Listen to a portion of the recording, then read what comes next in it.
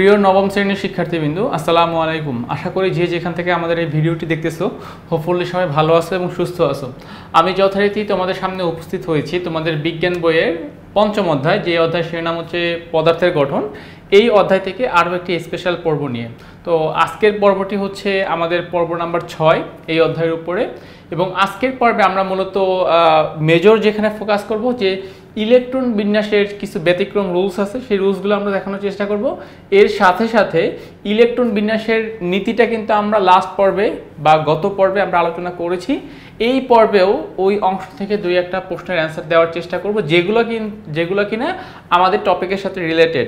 So চলো আমরা এখন সেই বিষয়গুলো আগে তোমাদের সামনে উপস্থাপন করি। তো তোমাদের সাথে গত পর্বে পরমাণুতে ইলেকট্রন বিন্যাসের নীতি এটা নিয়ে আলোচনা হয়েছিল, এবং যেখানে কিন্তু আমি এই প্রশ্নগুলোর অ্যান্সার দেওয়ার চেষ্টা করেছিলাম যে আমাদের রুলস থাকে এরকম যে 1s 2s 2p 3s 3p 3d এই ইলেকট্রনগুলো আসলে কীভাবে প্রবেশ করবে তার একটা সিকোয়েন্স, এবং সিকোয়েন্সটা তোমরা জাস্ট এখানে আরও ভালোভাবে দেখতে পাচ্ছ। আমি যদি এটাকে একটু বড় করি, এই যে দেখো এখানে কিন্তু জিনিসটাকে আরও ক্লিয়ারলি দেখা যাচ্ছে। জাস্ট এই ব্যাপারটাকে আমরা জাস্ট সেখানে দেখতে পাচ্ছি যে ফার্স্টে ইলেকট্রন যাবে 1s, তারপরে যাবে 2s 2p 3s 3p। Just এই সিকোয়েন্স অনুযায়ী আমরা ইলেকট্রনগুলো জাস্ট বন্টন করে যাব বা ইলেকট্রনগুলো আমরা দিয়ে যাব। আমরা লাস্ট ক্লাসে বা লাস্ট পর্বে আমরা এইটুকু পর্যন্ত শিখেছিলাম। আজকের পর্বে আমি তোমাদেরকে শুরুতেই কয়েকটা প্রশ্নের অ্যান্সার দেওয়ার চেষ্টা করব, এবং এরপরে আমরা যাব মূলত ব্যতিক্রমধর্মী ইলেকট্রন বিন্যাসে। তো প্রশ্নগুলো হচ্ছে কি, দেখো প্রশ্নগুলো হলো যে আমরা যে ইলেকট্রন বিন্যাস করতেছি এখন এখানে কয়েকটা বিষয় একটু আমাদেরকে জানতে হবে যে আসলে ইলেকট্রনটা কেন আমরা এইভাবে দিচ্ছি। দেখো এখানে ফার্স্টে 1s 2s 2p 3s 3p এইখানে কিছু ব্যতিক্রম আছে, যেরকম দেখো 3p এর পরে মাঝে আসতেছে 4s, তারপরে আবার আসতেছে 3d, দেন 4p এর পর আবার আসতেছে 5s, দেন আবার 4d, দেন 5p এর পর মাঝখানে আবার আসতেছে 6s, দেন 4f। তো আসলে এই যে আমরা যে সিকোয়েন্সটা যে ব্রেক করতেছি, আমরা কিন্তু এখানে এক সিরিয়াল অনুযায়ী সাজিয়ে যাচ্ছি না। অর্থাৎ দেখো যদি আমরা সবগুলো 3কে এক সিরিয়ালে সাজাতে পারতাম 3s 3p 3d 4s 4p 4d 4f, তারপরে হচ্ছে কি যে 5s 5p 5d, এভাবে যদি আমরা সাজাতে পারতাম সেটা হতো সব থেকে ভালো একটা অপশন আমাদের জন্য, কিন্তু আমরা সেইভাবে সাজাতে পারতেছি না। এখন এই যে কেন আমরা সেভাবে সাজাতে পারতেছি না, আসলে আমরা সেই প্রশ্নের অ্যান্সার দেওয়ার চেষ্টা করব। এখন আমাদের প্রশ্নটা সমাধান করতে হবে। প্রশ্নটা হচ্ছে যে এই যে সিকোয়েন্সটাকে আমরা ব্রেক করলাম, কেন আমরা সিকোয়েন্সটাকে ব্রেক করলাম বা কোন সূত্রের সাহায্যে আমরা এই সিকোয়েন্সটা ব্রেক করা হয়েছে।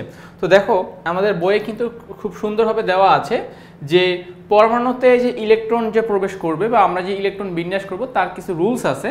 সেই রুলসগুলোর মধ্যে ফার্স্ট যে রুলসটা আমাদের জানতে হবে, এখানে জাস্ট কয়েকটা পয়েন্টকে তারা মেনশন করে দিয়েছে।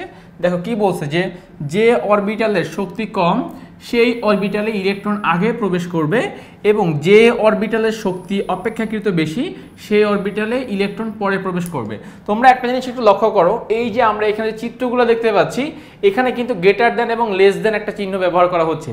আচ্ছা, তাহলে কি বলতেছে যে 8s 7p থেকে ছোট, তার মানে 8s গ্রেটার দেন 7p, আমরা 8s কে 7p থেকে বড় বলতে পারবো। তো এখন এই বড় যে বলতেছি কিসের ভিত্তিতে বড় বলতেছি, শক্তির ভিত্তিতে আমরা বড় বলতেছি। তো আমাদেরকে এখন সবগুলো অরবিটালের শক্তিগুলোকে একটু ক্যালকুলেশন করা শিখতে হবে, এবং এই যে আমাদের বইয়ের যে সূত্রটা দিয়েছে সেই সূত্রটা বলতে চাচ্ছে যে যেই অরবিটালে ইলেকট্রন আগে প্রবেশ করবে বুঝতে হবে সেই অরবিটালের শক্তি কম। তার মানে শক্তি কম হওয়া মানেই ইলেকট্রন সেখানে আগে যাবে, শক্তি বেশি হওয়া মানে সেখানে ইলেকট্রন পরে যাবে। তো ফার্স্ট আমরা একটা রুল শিখে ফেললাম যে এইখানে ইলেকট্রন প্রবেশের ক্ষেত্রে অবশ্যই শক্তির একটা তারতম্য হতে হবে বা শক্তির একটা তারতম্য থাকবে। যেই অরবিটালের শক্তি বেশি সেখানে ইলেকট্রন পরে যাবে, যেই অরবিটালের শক্তি কম সেখানে ইলেকট্রন আগে প্রবেশ করবে। তো আমাদের এখন কাজ হচ্ছে যে শক্তি কোথায় বেশি কোথায় কম সেটাকে আমরা ক্যালকুলেশন করব। তো তোমরা এইখানে যে অরবিটালগুলো দেখতে পাচ্ছ like 1s 2s 2p 3s 3p, প্রত্যেকটা অরবিটালের জন্য আমাদের দুইটা মান দরকার, একটা হচ্ছে n এর মান, একটা হচ্ছে l এর মান।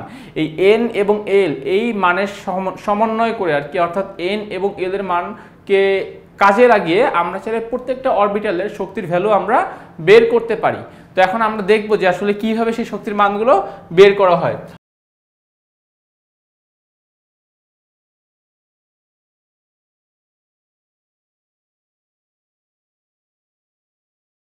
তো তোমাদেরকে এইখানে ফার্স্টে যেটা দেখানো হচ্ছে, দেখো একটা অরবিটাল যেটা নাম হচ্ছে 3d আর একটা হচ্ছে 4s। অর্থাৎ আমরা এখান থেকে তোমাদেরকে যদি দেখাই যে তোমরা দেখতেই পাচ্ছ এই যে 3d আর এই হচ্ছে 4s। তো আমরা দেখতে পাচ্ছি 3D এর আগে হচ্ছে 4s, সিরিয়ালটা কিন্তু এখান থেকে ব্রেক হচ্ছে ফার্স্টে গুলো সবগুলো কিন্তু সিকোয়েন্স মেনটেন্স করেছিল 1s 2s 2p 3s 3p, এই 4s এর জায়গায় কিন্তু বেসিক্যালি 3D হওয়ার কথা ছিল, দেন 4s হওয়ার কথা ছিল, কিন্তু আমরা সিরিয়ালটাকে শুরুতেই এইখান থেকে ব্রেক দেখতে পাচ্ছি। তো আমরা আসলে ক্যালকুলেশনটা জাস্ট এখান থেকে আমরা শুরু করব। তো 3D খেয়াল করো, 3D এর জন্য আমরা n এবং l এর একটা মান আমরা ক্যালকুলেশন করব। এই n এবং l এর মানের সাহায্যে আমরা যে বাকি যে ভ্যালুগুলো আছে সেই ভ্যালুগুলোকে আমরা বের করব। তো যেহেতু সবার আগে 3 আছে, তার মানে n এর ভ্যালু কত হবে 3। আর d এর জন্য তো আমি বলেছিলাম যে s এর জন্য l এর ভ্যালুটা হচ্ছে গিয়ে 0, p এর জন্য l এর ভ্যালুটা হচ্ছে 1, d এর জন্য l এর ভ্যালু হচ্ছে 2, আর f এর জন্য l এর ভ্যালু হচ্ছে 3। অর্থাৎ এরকম কিন্তু আমরা চারটা মান পেয়েছিলাম, s এর জন্য 0, p এর জন্য 1, d এর জন্য 2 আর f এর জন্য 3। তো ওই ভ্যালুগুলোকে আমরা এখন কাজে লাগানোর চেষ্টা করব। তো দেখো 3D, তো 3D এ আমরা যেটা দেখতে পাচ্ছি যে ফার্স্টে আছে 3, তারপরে হচ্ছে d, তাহলে n এর ভ্যালু হচ্ছে কি আমার 3, আর এই d এর জন্য খেয়াল করো d এর জন্য l এর ভ্যালুটা কত হচ্ছে, l এর ভ্যালুটা হচ্ছে 2, তাহলে 3 + 2 = 5, অর্থাৎ 3D এই অরবিটালটার শক্তির মান হচ্ছে 5। এবার আসো 4s এর কাছে। আচ্ছা, তাহলে 4s যেহেতু, তো শুরুতেই আছে 4, তার মানে n এর মানটা কত হচ্ছে, n এর মানটা হচ্ছে 4, আর l এর মানটা হচ্ছে গিয়ে 0। এই যে বলেছিলাম যে s এর জন্য l এর মানটা হচ্ছে 0, তাহলে যখন আমি n + n নিব তখন সেখান থেকে পাচ্ছি 4। তো 3D এর ভ্যালুটা হচ্ছে 5 আর 4s এর ভ্যালু হচ্ছে 4। তাহলে বলো তো শক্তি বেশি কার? অবশ্যই শক্তি বেশি হচ্ছে গিয়া শক্তি বেশি হচ্ছে গিয়ে 3D এর, আর শক্তি কম হচ্ছে 4s এর। আমাদের সূত্রটা কি ছিল আমরা যদি একটু দেখানোর চেষ্টা করি, আমাদের সূত্র ছিল এখানে যে যেই অরবিটালের শক্তি কম সেই অরবিটালে ইলেকট্রন আগে প্রবেশ করবে, অর্থাৎ যার ভ্যালু কম হবে, এনার্জির মান যার কম হবে সেখানে ইলেকট্রন আগে যাবে, আর যার মান বেশি হবে সেখানে ইলেকট্রন পরে যাবে। তো আমরা কিন্তু এখান থেকে ডিসিশন নিতে পারি, যেহেতু 3D এবং 4s এর মধ্যে আমরা যে শক্তির যে মান সেই মান আমরা ক্যালকুলেশন করে ফেলেছি, এবং আমরা দেখতে পাচ্ছি যে 3D এর জন্য মানটা হচ্ছে 5 আর 4s এর জন্য মানটা হচ্ছে 4, দ্যাট মিনস 4s এর শক্তি কম, অতএব 4s এ ইলেকট্রনটা আগে যাবে। তাহলে এইটা হচ্ছে প্রথম সূত্র, যে 3D এবং 4s এই যে সিরিয়ালটা যে ব্রেক হয়, এই ব্রেক হওয়ার পেছনে মূল রিজনই হচ্ছে শক্তির তারতম্য, এবং যার শক্তি কম হয় সে আগে ইলেকট্রন পায়, যার শক্তি বেশি হয় সে পরে ইলেকট্রন পায়। এইটা গেল আমাদের একটা সূত্র। এবারে আমরা যাব অ্যানাদার সূত্রে। দেখো অ্যানাদার সূত্রটা এখানে কি ব্যাখ্যা করা হয়েছে, যে এটাকে আমরা বলতেছি সূত্র নাম্বার 2। তো 2 নম্বর সূত্রতে আমাকে স্পষ্টভাবে বলে দিচ্ছে, দেখো যে যদি কোনো কারণে n + l এর মান, অর্থাৎ যোগফল যেটাকে আমরা বলতেছি, এই যোগফলটা যদি কোনো কারণে সমান হয়, তখন যে অরবিটালটি n এর মান কম সেই অরবিটালটির শক্তি কম, এবং যেখানে ইলেকট্রন সেখানে ইলেকট্রন আগে প্রবেশ করবে। আচ্ছা, মানে সহজ হিসাব, যদি কোনো একটা কারণে তুমি দেখতে পাচ্ছ যে n + l, আমরা যে শক্তির মান যেটা বের করি n + l, এই n + l এর মান যদি কোনো কারণে সমান হয়, যেরকম দেখো 3D এর জন্য n + l হচ্ছে 5 আর 4p এর জন্য n + l হচ্ছে গিয়ে 5, তাহলে আমরা কি এই দুইটা ভ্যালু কি সমান পাচ্ছি না? যোগফলটা সমান আসতেছে। তাহলে যোগফল যদি সমান আসে তাহলে আমরা ডিসিশনটা নিব কিভাবে, যে বেশি হবে কার আর কম হবে কার? সেক্ষেত্রে আমাদের ডিসিশনটা নিতে সাহায্য করতেছে 2 নাম্বার রুলস। কি বলতেছে? আচ্ছা, আমি এটাকে একটু ইরেজ করে তোমাদেরকে আবার একটু দেখাই যে মানে এখানে বেসিক্যালি কোন জায়গাটাতে ফোকাস করা হচ্ছে। বলতেছে যদি n + l এর মান যদি দুটি অরবিটালের ক্ষেত্রে সমান হয়, যদি সেম হয়, তাহলে যে অরবিটালটি n এর মান কম হবে, যে অরবিটালটির n এর মান কম হবে সেই অরবিটালের শক্তির মানও কম। সহজ হিসাব, যে দুইটার n + l এর মান সমান হলেও n এর মান তো দুইটা সমান হবে না, কখনোই সেটা সমান হওয়ার সম্ভব না। তো যদি এরকম হয় তাহলে যার n এর মান কম সেই অরবিটালের শক্তি কম, এবং সেখানে ইলেকট্রন কি করবে? আগে প্রবেশ করবে। তো আমরা এখন ডিসিশন ক্লিয়ার, যদি সমান হয়েও যায় তাহলে যার n এর মানটা কম হবে তার শক্তি কম, সেখানে ইলেকট্রন আগে যাবে। ফর এক্সাম্পল বা উদাহরণস্বরূপ বলা যায় 3D এর জন্য n + l এর মান হচ্ছে, দেখো এই যে 3, আর l এর মান হচ্ছে d এর জন্য 2, তাহলে টোটাল যোগফলটা হচ্ছে 5। আর 4p এর জন্য n এর মানটা হচ্ছে গিয়ে 4, যেহেতু 4p বলতেছি, আর l এর জন্য এখানে পাচ্ছি আমরা 1। ওকে, সো আমরা টোটাল যোগফলটাও এখান থেকে কত পাচ্ছি? 5 পাচ্ছি। এবারে আসো এন এর মান কম কার এদের দুজনের মধ্যে, দেখো তো এদের দুজনের মধ্যে কার এন এর ভ্যালুটাকে আমরা কম দেখতে পাচ্ছি। তো যার এন এর ভ্যালু কম তার শক্তিও কম বুঝতে হবে। তো এন এর ভ্যালু কম হচ্ছে এই যে দেখো 3D এর এন এর ভ্যালুটা কম, কারণ এখানে এন এর ভ্যালু 3, এখানে এন এর ভ্যালু 4, তাহলে এন এর ভ্যালু কম কার 3D এর। এজন্য আমরা 3D তে আগে ইলেকট্রন দেই এবং 4p তে আমরা পরে ইলেকট্রন দেই। অতএব তোমরা এই যে সিকোয়েন্সটা দেখতে পাচ্ছ, এই যে আমাদের নিচে এখানে যে সিকোয়েন্সটা দেখা যাচ্ছে, এই সিকোয়েন্সটা সম্পূর্ণরূপে দুইটা সূত্রের উপর দাঁড়ানো। একটা সূত্র হচ্ছে যে n প্লাস l এর মান যার কম হবে সে আগে ইলেকট্রন পাবে, এটা হচ্ছে একটা সূত্র। 2 নম্বর সূত্র হচ্ছে যদি কোনো কারণে n প্লাস l এর মান সমান হয়ে যায় সেক্ষেত্রে আমরা যার n এর মানটা কম পাবো তাকে আমরা আগে ইলেকট্রন দিব, যার n এর মানটা বেশি পাবো তাকে আমরা পরে ইলেকট্রন দিব। আশা করতেছি এই যে এইটুকু তোমরা প্রপারলি বুঝতে পেরেছো, এবং এই দুইটা নিয়ম ফলো করেই কিন্তু আমরা মূলত ইলেকট্রন বিন্যাসের ইলেকট্রনগুলোকে সহজে বন্টন করে থাকি বা বন্টন করতে পারি। চলো আমরা এখন এই টপিকের উপর একটা ছক আছে আমাদের, সেই ছকটা আমরা এখন বোঝার চেষ্টা করব। তো আমাদের এখন কাজ হচ্ছে যে আমরা যেহেতু রুলসগুলো শিখে ফেলেছি, তোমাদের বইয়ের সম্ভবত 84 পৃষ্ঠা, হ্যাঁ 84 পৃষ্ঠায় দেখো একটা টেবিল দেওয়া আছে, এবং এই টেবিলের মাধ্যমে কয়েকটা পরমাণুর ইলেকট্রন বিন্যাস তারা বোঝানোর চেষ্টা করেছে। তো আমরা এখন সেই টেবিলটা বোঝার চেষ্টা করব যে আসলে তারা কি বোঝাতে চেয়েছে। ওকে, সো দেখো শুরুতেই এখানে রয়েছে পরমাণু হিসেবে হাইড্রোজেন। প্রথম যে শক্তি স্তর n = 1 হলে সেখানে আমরা ইলেকট্রন রাখতে পারি 2টা, বাট হাইড্রোজেনের ইলেকট্রন আছে একটা, তাহলে কোনো ঝামেলা নেই। হিলিয়ামের কাছে আবার দেখো, হিলিয়ামের কাছে আবার ইলেকট্রন আছে 2টা, সেই 2টা কিন্তু আমরা আবার সেই প্রথম যে শক্তি স্তর যেখানে কিনা আমি 2টি ইলেকট্রন রাখতে পারি, আমরা এই 2টি ইলেকট্রনকে কিন্তু সেখানেই রেখে দিলাম, প্রথম শক্তি স্তরে আমরা রেখে দিলাম। আচ্ছা, হাইড্রোজেন গেল, হিলিয়াম গেল। দেন আসো লিথিয়ামের কাছে, লিথিয়ামের কাছে ইলেকট্রন আছে 3টা, তার মানে আমি প্রথম শক্তি স্তরে রাখতে পারবো 2টা এবং দ্বিতীয় শক্তি স্তরে আমার রাখতে হবে একটা। কিন্তু প্রথম শক্তি স্তরে 2টা ইলেকট্রন রাখতে পারলেও দ্বিতীয় শক্তি স্তরে কিন্তু ইলেকট্রন রাখা যায় কয়টা? দ্বিতীয় শক্তি স্তরে সর্বোচ্চ ইলেকট্রন রাখা যায় 8টা। তাহলে আমি যদি আমার পারমাণবিক সংখ্যাকে বৃদ্ধি করি, যেরকম দেখো যদি তুমি সোডিয়ামের কথা চিন্তা করো, সোডিয়ামের কাছে ইলেকট্রন আছে মোট 11টা। তো এই 11টা ইলেকট্রনের প্রথম শক্তি স্তরে 2টা দিতে পারি, কারণ প্রথম শক্তি স্তরে সর্বোচ্চ 2টাই দেওয়া যাবে, দ্বিতীয় শক্তি স্তরে সর্বোচ্চ 8টা দেওয়া যাবে, তৃতীয় শক্তি স্তরে সর্বোচ্চ 18টা দেওয়া গেলেও আমার সোডিয়ামের কাছে 8 আর 2 10, তাহলে আমার কাছে আছে মাত্র একটা ইলেকট্রন। তাহলে তৃতীয় শক্তি স্তরে আমরা দিলাম সেই একটা ইলেকট্রন, মোট হয়ে গেল সোডিয়ামের 11টি ইলেকট্রন। আচ্ছা, তো আমরা একটু সামনের দিকে আগাই। চতুর্থ যে শক্তি স্তরটা আছে, এরপরে আসতেছে আমাদের আর্গন 18, তাহলে ওর প্রথম শক্তি স্তরে 2টা দিতে পারতেছে সর্বোচ্চ, দ্বিতীয় শক্তি স্তরে দিতে পারতেছে 8টা, হয়ে যাচ্ছে 10টা। তৃতীয় শক্তি স্তরে আমরা জানি 18টা ইলেকট্রন থাকতে পারে, বাট ওর কাছে ইলেকট্রন আছে 8টা, তার মানে আমরা সেই 8টা ইলেকট্রনই 3 নম্বর শক্তি স্তরে দিয়ে দেব, মোট হয়ে যাচ্ছে 18টা। আমাদের এই পর্যন্ত বুঝতে কোনো অসুবিধা হচ্ছে না বা হয় নাই। সমস্যাটা যেখান থেকে শুরু হয় সেটা হচ্ছে এই যে 19 নাম্বার পটাশিয়াম পরমাণু থেকে। এবার একটু লক্ষ্য করো, প্রথম শক্তি স্তরে 2টা দিতে পারতেছো, কোনো অসুবিধা নাই, দ্বিতীয় শক্তি স্তরে 8টা দিতে পারতেছো, কোনো অসুবিধা নাই। আমরা জানি যখন N3 হয়, যখন N3 হয় সেখানে ইলেকট্রন রাখা যায় 18টা।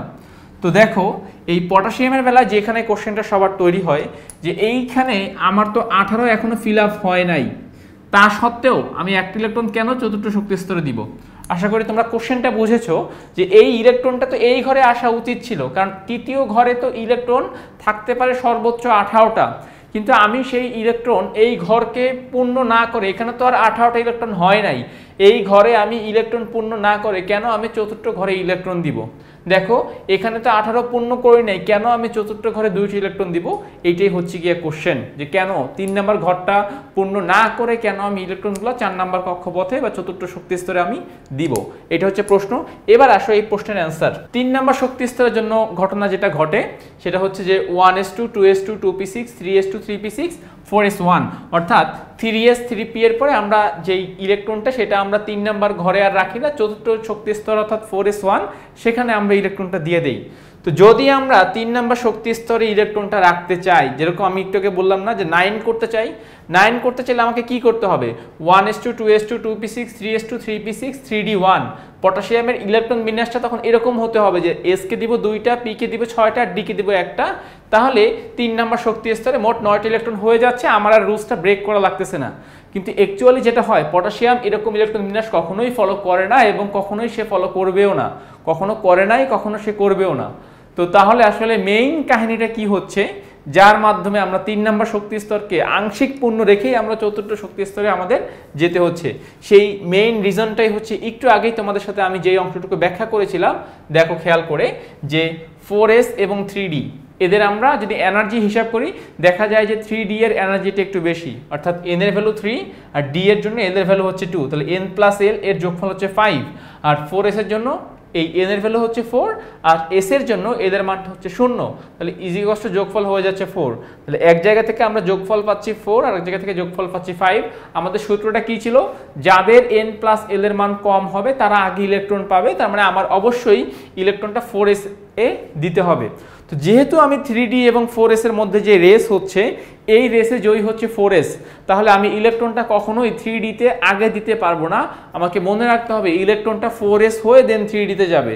তো যখনই ইলেকট্রন তোমার 4s হয়ে 3d তে যাবে তখনই কিন্তু তুমি দেখো এই যেই তাহলে 3p এর পরে কিন্তু আমি আর 3d অপশনটা চুজ করতে পারবো না, আমাকে আগে 4s নিয়ে আসতে হবে, 4s কে ইলেকট্রন পরিপূর্ণ করতে হবে, দেন যদি আমার কাছে ইলেকট্রন থাকে তবে আমি 3d এর কাছে যেতে পারবো, আদারওয়াইজ আমার কাছে 3d এর কাছে যাওয়াটা পসিবল না। তো এই জন্য আমরা যে পটাশিয়ামের যে ইলেকট্রন বিন্যাসটা দেখতেছি, দেখো পটাশিয়ামের ইলেকট্রন বিন্যাসটা কিন্তু আমার 3d পরে আসতেছে, আমার 3d পরে আসতেছে, আগে 4s আসতেছে। তাহলে 4s ইলেকট্রন হয় কয়টা, 4s ইলেকট্রন হয় একটা, তাহলে সেই একটা ইলেকট্রন আমি এখানে দিয়ে দিলাম। আচ্ছা এবারে আসো ক্যালসিয়ামের কাছে, দেখো ক্যালসিয়ামের কাছে তাহলে ক্যালসিয়াম কত হয়, প্রথম শক্তি স্তরে 2টা, দ্বিতীয় শক্তি স্তরে 8টা, তৃতীয় শক্তি স্তরে 8টা। ওই যে এই কথাটা বললাম যে 3d আসবে পরে আর 4sটা আসবে আগে, তাহলে আমি 4sটাকে আগে পূর্ণ করলাম। ওকে, এবারে আসো স্ক্যান্ডিয়াম। স্ক্যান্ডিয়ামের জন্য যেটা হচ্ছে, যদি আমি তোমাদেরকে একটু দেখাতে চাই, স্ক্যান্ডিয়ামের জন্য যেটা হচ্ছে ফার্স্টে প্রথম শক্তি স্তরে 2টা ইলেকট্রন ধারণ করতেছে, কোনো সমস্যা নাই, দ্বিতীয় শক্তি স্তরে 8টা হচ্ছে, কোনো সমস্যা নাই, তৃতীয় শক্তি স্তরে আমাদের যেটা হয় দেখো 9 হয়ে গেছে, 9 হয়ে গিয়েছে। কেন 9 হয়ে গিয়েছে স্ক্যান্ডিয়ামের জন্য, যদি আমরা স্ক্যান্ডিয়ামের ইলেকট্রন বিন্যাসটা জাস্ট এখান থেকে একটু ব্যাখ্যা করার চেষ্টা করি। ফর এক্সাম্পল ধরো আমরা এই পটাশিয়ামটাকে হচ্ছে এখন ইরেজ করে দিচ্ছি, এই পটাশিয়ামটা এখন নাই, এটা হয়ে যাচ্ছে তোমার স্ক্যান্ডিয়াম Sc21। তখন আমরা যেই কাজটা করি স্ক্যান্ডিয়ামের জন্য, যে তখন স্ক্যান্ডিয়ামের জন্য যেই কাজটা করা হয় 3s 3p তারপরে হচ্ছে 4s তারপরে হচ্ছে 3d21। হ্যাঁ, তো দেখো ইলেকট্রন কিন্তু এখানে 21টা হয়ে যাচ্ছে। 2 প্রথম শক্তি স্তরে কয়টা, 2টা, দ্বিতীয় শক্তি স্তরে কয়টা দেখো 6 এবং 2 তাহলে 8, তৃতীয় শক্তি স্তরে কয়টা দেখো এখানে এসে আছে 2টা, পিতে আছে 6টা। এখন আমি কিন্তু 4s কে পূর্ণ করে দেন আমি 3d তে যেতে পারতেছি আর কি, 4s কে ফিল আপ করে আমার 3d তে যাওয়ার সুযোগ হচ্ছে। অতএব আমি এই যে 3d তে একটা ইলেকট্রন দিয়েছি, তাহলে মোট কয়টা হয়ে যাচ্ছে, 3 নম্বর শক্তি স্তরে মোট কয়টা হয়ে যাচ্ছে, 9টা, আর 4 নম্বর শক্তি স্তর হয়ে যাচ্ছে 2টা, অর্থাৎ 4 নম্বর শক্তি স্তরকে পূর্ণ করে দেন সে 3 নম্বরে যাচ্ছে, বিধায় 3 নম্বর শক্তি স্তরের ইলেকট্রনগুলো এখন বৃদ্ধি পাচ্ছে। দেখো আগে 8 ছিল, এই দুটো 8 ছিল বা উপরেগুলোতে 8 ছিল, এটি কিন্তু এখন 9 হতে পারতেছে, এবং 4s এ যথারীতি কয়টা আছে, 2টাই রয়েছে।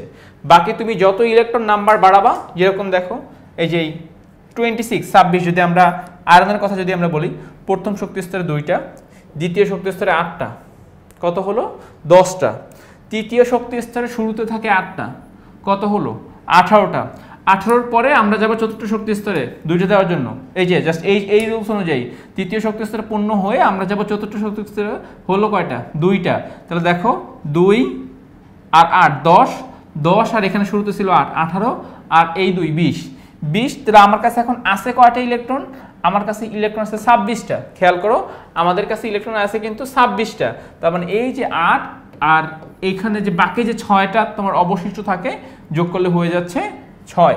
তো যদি এভাবে বুঝতে সমস্যা হয় তাহলে আসো আমি একটু হেল্প করি, তোমাদের এই ইলেকট্রন বিন্যাসটা কীভাবে গঠন হচ্ছে সেটা একটু দেখিয়ে দিচ্ছি। তাহলে Fe হচ্ছে 26, তো এই পর্যন্ত কোনো চেঞ্জ হবে না, শুধুমাত্র চেঞ্জিংটা হবে এই জায়গাতে, এই যে চেঞ্জিংটা কি হবে, ডিতে দিব আমরা কয়টা 6টা, ডিতে দিব আমরা 6টা, তো দিলে আমাদের জাস্ট এই জায়গাতে হালকা কিছু পরিবর্তন আসবে, এখানে হচ্ছে গিয়ে যে 6, তাহলে দেখো মোট হয়ে যাচ্ছে 14 আর এখানে হচ্ছে 2, অর্থাৎ 3d আমরা 4s কে পূর্ণ করে জেন যাবো আমরা 3d এর কাছে, তাহলে বাকি ইলেকট্রনগুলো তো অবশ্যই আমার 3d তেই রাখতে হবে, এবং টোটালি যখন 3 নম্বর শক্তি স্তরের ইলেকট্রনগুলো যোগ করবা তখন কি হবে যে s পাচ্ছে 2টা, পি পাচ্ছে 6টা, ডিও পাচ্ছে 6টা, তাহলে মোট যোগফল কত হচ্ছে? মোট যোগফল হয়ে যাচ্ছে 14। এই জন্য এখানের এই ঘরটাতে দেখো তোমাদের মোট 14টা ইলেকট্রন দেখানো হচ্ছে। আবার যদি তুমি 30 বা জিঙ্কের কথা হিসাব করো, জিঙ্কের ইলেকট্রন বিন্যাসটা হচ্ছে কি হবে, তখন আমরা শুধুমাত্র কয়েকটা জায়গাতে যদি পরিবর্তন করি তাহলে জিঙ্কের ইলেকট্রন বিন্যাসটা আমরা পেয়ে যাচ্ছি। যেরকম ফর এক্সাম্পল এখানে আমি লিখে দিলাম জিঙ্ক 30। আচ্ছা, জিঙ্ক 30 লেখার পরে আমার যেই 3D আসতেছে, এই 3Dটাকে আমরা 10 করে দিব। কেন? কারণ এখানে তো 10ই হবে। দেখো 2 4, তারপরে হচ্ছে গিয়া যে 10 12 18 20 30, এবং এখানে আমার রয়েছে কত? 30।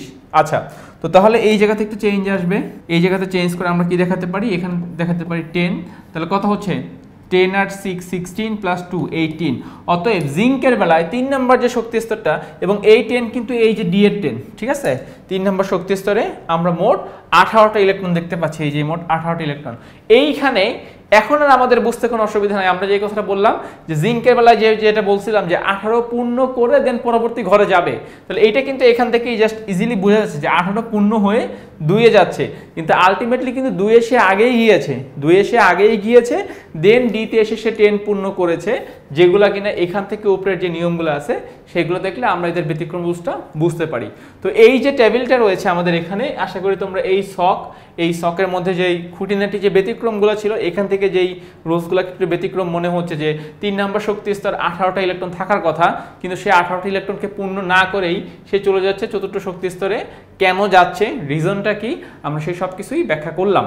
তো আমাদের ইলেকট্রন বিন্যাসের আরও কিছু ব্যতিক্রমধর্মী রুলস আছে, সেগুলো আমরা ব্যাখ্যা করব। চলো আমরা সেই পয়েন্টগুলোকে আলোচনা করে ফেলি। তো এখন আমরা আলোচনা করব ইলেকট্রন বিন্যাসের সাধারণ নিয়মের কিছু ব্যতিক্রম। দেখো আমরা কিন্তু অলরেডি একটা ব্যতিক্রম রুলস ফলো করে ফেলেছি বা আলোচনা করে ফেলেছি, সেটা হচ্ছে পটাশিয়ামের যে 19তম ইলেকট্রনটা বা সর্বশেষ ইলেকট্রনটা কিন্তু 3 নম্বর কক্ষপথে থাকে না, বরং সে 4 নম্বর কক্ষপথে চলে যায়। ইভেন সেটা পটাশিয়াম না হয়ে ক্যালসিয়ামও হতে পারে, যে ক্যালসিয়ামের সর্বশেষ ইলেকট্রন 3 নম্বর কক্ষপথে জায়গা থাকা সত্ত্বেও সে কিন্তু 4 নম্বর কক্ষপথে চলে যাচ্ছে। তো এরকম আরও কিছু ব্যতিক্রমধর্মী রুলস আছে, সেই রুলসগুলো আমরা একটু জানার চেষ্টা করব। শুরুতেই দেখো এই জায়গাতে যে আমরা কয়েকটা পয়েন্ট এখানে নোট করেছি। পয়েন্টগুলো কি কি? পয়েন্টগুলো হলো যে আমরা জানি যে পিতে মোট 6টা ইলেকট্রন থাকতে পারে আর ডিতে মোট 10টা ইলেকট্রন থাকতে পারে। তো 6-এর অর্ধেক করলে কত হয়? 3, আর 10-এর অর্ধেক করলে কত হয়? 5। অর্থাৎ যদি কোনো পি এর উপর 3টে ইলেকট্রন থাকে বা যদি কোনো ডি এর উপর 5টা ইলেকট্রন থাকে, বুঝতে হবে যে সেগুলো মোটামুটি স্থিতিশীল। এটা কিছুটা এরকম যে আমরা যারা ক্রিকেট খেলা দেখি, যে দেখো 50 আর সেঞ্চুরি, মানে হাফ সেঞ্চুরি আর সেঞ্চুরি, অর্থাৎ 50 যদি কেউ করে সেটা একদম খারাপ না, ভালো একটা অবস্থান, আর 100 করলে তো কথাই নেই, সুপার, এইভাবে আর কি। তো এইখানে আমরা যেহেতু অর্ধেক পূর্ণ, এটাকে বলতেছি আমরা স্থিতিশীল। বাট যদি অর্ধেক পূর্ণ না হয়, সে যদি একদম পরিপূর্ণ হয়, অর্থাৎ পি 6টা ডি 10টা, সেটা কিন্তু একটু বেশি স্থিতিশীল, মানে ব্যাপারটা একটু বেশি ভালো আর কি। আচ্ছা, আবার এইখানে একটা কাহিনী দেখো, D4 এবং D9, অর্থাৎ এইটাকে আমরা বলতেছি অস্থিতিশীল। D4 এবং D9 এটাকে আমরা বলতেছি অস্থিতিশীল। ব্যাপারটা কীরকম? ব্যাপারটা হচ্ছে ওই যে আমরা বলি না, যদি কেউ 48 বা 49 রানে আউট হয়ে যায়, অথবা 95 96 রানে আউট হয়ে যায়, তখন আমরা একটা আফসোস করি যে আল্লাহ একটুর জন্যই তো সে সেঞ্চুরিটা মিস করলো, বা সে আর 2টা রানের জন্য হাফ সেঞ্চুরি মিস করলো। তাহলে এই অবস্থাটা আমরা ভালোভাবে নিতে পারি না, যদিও রানটা মোটেও খারাপ না, বাট আমরা এটাকে ভালোভাবে নেই না।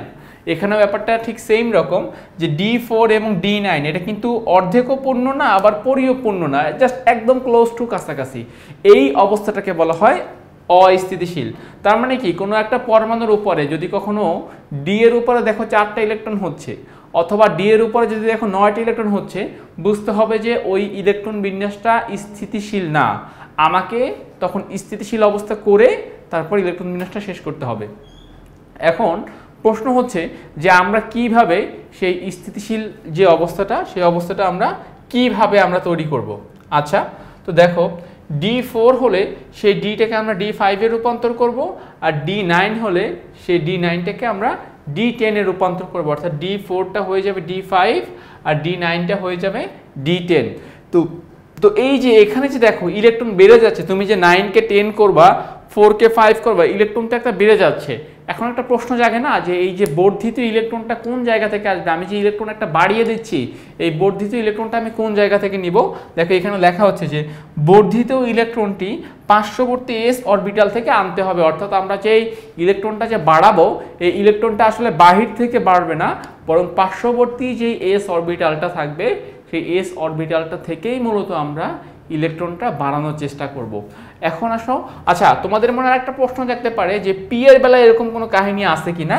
না, বেসিক্যালি P5 বা P যদি 4 হয় আমরা সেটাকে মোটামুটি স্থিতিশীল অবস্থায় ধরি, আমরা সেটাকে অস্থিতিশীলতা ধরি না, কারণ পি এর ইলেকট্রনই মোট 6টা, তো 6টা ইলেকট্রনের মধ্যে এখানে আর কোনো অস্থিতিশীল অবস্থাটা খুব বেশি একটা হয় না, অবস্থাটা তৈরি হয় ডি থেকে, মানে ডি এর যেহেতু ইলেকট্রন 10টা এইখানে ঘটনাটা একটু বেশি, এই জন্য আমরা ডি থেকেই মূলত অস্থিতিশীল অবস্থা তৈরি হতে পারে বা তৈরি হয়, কিন্তু পি এর মধ্যে আমরা সেই অস্থিতিশীল অবস্থাটা গণনা করি না।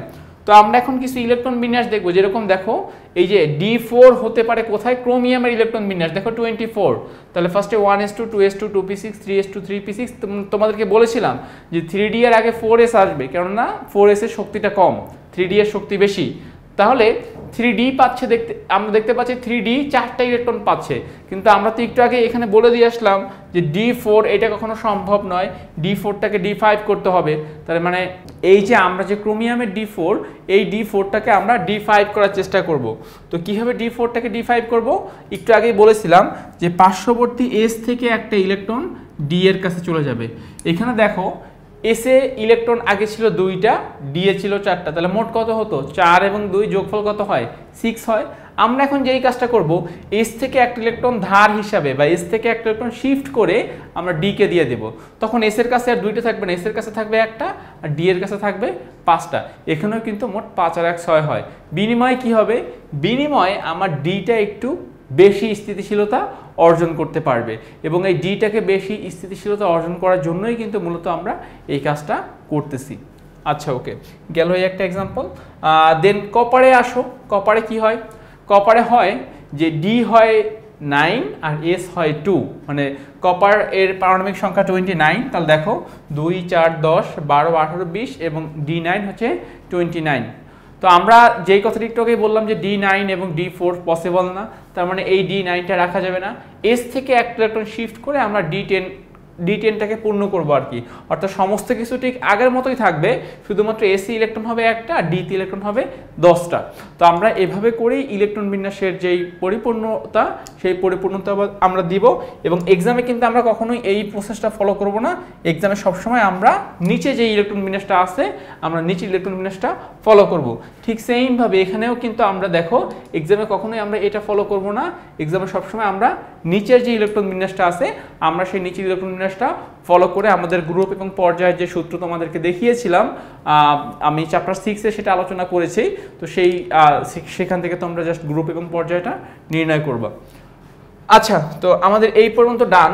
এবার একটা প্রশ্নটা হচ্ছে যে কেন D4 এবং D9 সম্ভব নয়, আমাদের তো D7 D8 D3-তে কোনো সমস্যা হচ্ছে না, D4 এবং D9 এর সমস্যাটা কি, দেখো ডিতে আমরা মোট 10টা ইলেকট্রন দেই, তোমাদেরকে মনে রাখতে হবে যে ডি এর উপশক্তি স্তর আছে মোট 5টা, ডি এর মোট 10টা ইলেকট্রনের জন্য 5টা আমরা ঘর বলি, এবং ঘরগুলোকে সুন্দর ভাষায় বা বইয়ের ভাষায় বলতে হবে উপশক্তি স্তর। তো ডি এর মোট উপশক্তি স্তর হচ্ছে 5টা, এই যে দেখো 1 2 3, এগুলোর আবার নাম আছে, প্রথমটার নাম DXY, পরেরটার নাম DYZ, পরেরটার নাম DZX, পরেরটার নাম DX স্কয়ার Y স্কয়ার এবং এর পরেরটার নাম DZ স্কয়ার। তো যখন তোমার কাছে 4টা ইলেকট্রন থাকবে, ডি এর উপরে, তখন তুমি কি করবা, 4 জনকে 4টা দিবা। এইখানে কিন্তু আমরা একটা ল আছে যেটাকে বলা হয় হুনস ল হচ্ছে এরকম যে তোমার কাছে যখন ইলেকট্রন থাকবে তুমি সবাইকে একটা একটা করে আগে দিয়ে যাও। এটা কিছুটা হচ্ছে গিয়ে যে আমরা কি করি, ওই যে ছোটবেলায় দেখতাম যে মসজিদে জিলাপি দেয়, তো সবাইকে সবার আগে একটা একটা করে দেয়, এরপরে যদি ইলেকট্রন থাকে তখন এরপরে যদি জিলাপি থাকে তখন সেগুলো আবার সেকেন্ড টাইম সবাইকে একটা একটা করে দেয়। এরকম না যে শুরুতেই সবাইকে 5টা করে দিয়ে যাচ্ছে, কেউ 5টা পাইলো কেউ একটাও পেলো না, এরকমটা হয় না। এখানেও জাস্ট আমার কাছে যখন ইলেকট্রন থাকবে তখন আমি সবাইকে একটা একটা করে দিব, দিয়ে আমি দেখতে পাচ্ছি এই যে লাস্ট যে ঘরটা আছে এই ঘরটাতে কোনো ইলেকট্রন নাই, তাহলে কি এটা একটা অস্থিতিশীলতা না, যে চারজনেই একটা করে ইলেকট্রন পেলো বাট একজনে কোনো ইলেকট্রন পেলো না। এই জন্য আমরা এটাকে D5 করি, D4টাকে আমরা D5 করি, এবং যখনই আমরা এটাকে D5 করে দিব তখন কি হবে, তখন এই ঘরেও কিন্তু একটা ইলেকট্রন S থেকে চলে আসবে। দ্যাট মিনস তখন তোমার কাছে মনে হবে যেন সবাই একটা একটা করে ইলেকট্রন পেয়েছে, দ্যাট মিনস এই অবস্থাটা স্থিতিশীল অবস্থা। আবার দেখো D9 এর বেলায় কাহিনী হয় কি, D9 এর বেলায় কাহিনী হয় সবাই মানে DXY, DYZ, DZX, dx square minus Y square dz square, চারজনেই দেখো চারজনেই কিন্তু দুইটা করে ইলেকট্রন পাচ্ছে, শুধুমাত্র অনলি dz স্কয়ার এরা কিন্তু একটা ইলেকট্রন পাচ্ছে। তো সবাই দুইটা করে পাচ্ছে, একজনে একটা করে পাচ্ছে, এইটা দেখতে একটু বেমানান। তো তখন আমরা কি করি, এস থেকে একটা ইলেকট্রন দিয়ে তাকেও বলি যে না ঠিক আছে সবাই যেহেতু দুইটা করে পেয়েছে তোমাকেও আমি একটা ইলেকট্রন দিয়ে দিলাম, তখন তুমি দুইটা হয়ে যাও। এখন দেখো তো সবাই প্রত্যেকটা ঘরেই কিন্তু দুইটা করে ইলেকট্রন, এই যে অবস্থাটা আমি তৈরি করতে পারলাম এই অবস্থাটাকেই বলা হয় স্থিতিশীল অবস্থা। এবং ডি এর যতগুলা ঘরেই D9 হবে, মনে রাখতে হবে ডি এর যতগুলা ঘরে D9 হবে সবগুলা D9কে আমরা D10 করব, ডি এর যতগুলা ঘরে D4 হবে সবগুলা D4কে আমরা D5 করব। এটা 3Dতেও হতে পারে, এটা 4Dতেও হতে পারে, এটা 5Dতেও হতে পারে, যে কোনো ডিতেই হোক না কেন আমাদের কাজ হচ্ছে D4কে D5 করা, D9কে D10 করা। এই হচ্ছে মূলত তোমাদের আজকের যে আমাদের পর্বের যে মূল আলোচনা ছিল ব্যতিক্রমধর্মী ইলেকট্রন বিন্যাস নিয়ে, আমরা মূলত সেই আলোচনাটা এখানে কমপ্লিট করতে পারলাম। তো আজকের পর্বটি আমরা একদম সর্বশেষ পর্যায়ে চলে এসেছি। মোটামুটিভাবে যেগুলো ব্যতিক্রমধর্মী ছিল সেগুলো আমরা আলোচনা করেছি, আশা করি তোমরা এটুকু বুঝতে পেরেছো। তো আমি পর্বটি এখানে শেষ করতেছি, নতুন কোনো পর্ব নিয়ে আবার তোমাদের সামনে উপস্থিত হবো। ততক্ষণ পর্যন্ত তোমরা সবাই ভালো থাকো, সুস্থ থাকো, টেকনিক ইজি এডুকেশনের সাথেই থাকো।